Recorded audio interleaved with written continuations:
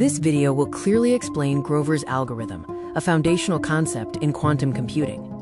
Classical computers search unsorted databases linearly, requiring oxygen mononitride time for n items. This leads to slow performance with large datasets. Quantum computing, using Grover's algorithm, offers a quadratic speedup. For a database of 1,000,000 items, classical search requires about 1,000,000 checks, while Grover's requires only about 1,000, dramatically reducing search time. Grover's search algorithm is a quantum algorithm designed to find a marked item in an unsorted database with high probability. It was invented by Love Grover in 1996.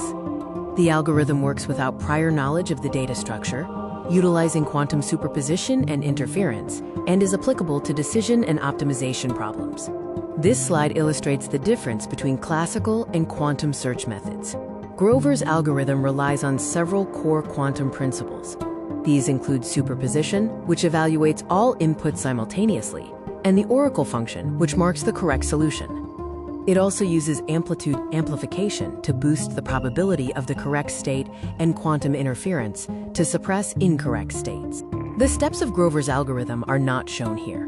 The overall process involves several quantum operations. These operations repeat until the optimal number of iterations is reached. In the final step, all qubits are measured.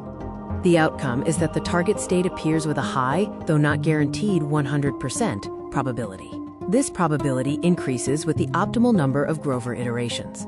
This slide is dedicated to the time complexity analysis of the algorithm. Here is an example illustrating the search for one item within 8 elements.